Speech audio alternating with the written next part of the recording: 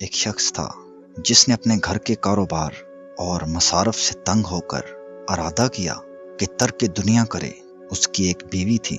اس نے اس سے بات کی اور اس بیچاری کو تنہا چھوڑ کر گھر سے نکل گیا اور کسی فقیر کا سہولیہ بنا کر گلے میں کفنی ڈال لی، ہاتھ میں کاسا لیا اور در بدر بھیک مانگنی شروع کر دی۔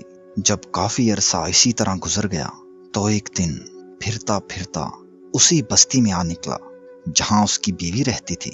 حسب عادت اس نے صدا لگائی کہ بھلا ہو مائی، فقیر کے لیے کچھ بھیج دو۔ اس عورت نے اس بے وفا کی آواز پہچان لی۔ جب اس نے جھانک کر دیکھا تو وہی ذات شریف دروازے کے باہر کھڑا تھا۔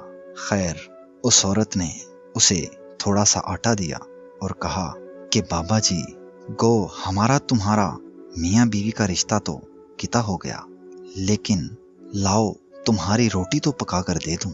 اس آٹے کو لے کر کہاں در بدر گھومتے پھرو گے؟ کیونکہ تم میرے دروازے پر آئے ہو تو یہ کام مجھ سے ہی کیوں نہیں کروا لیتے؟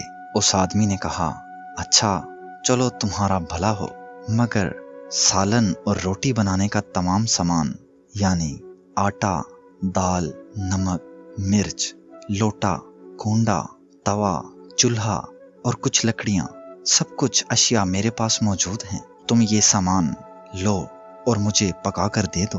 تب اس عورت نے زور سے ایک تھپڑ اس کے منہ پر ماری اور کہا کہ کم بخت، سارا سامان دنیا تو اپنی بغل میں مارے مارے پھرتا ہے۔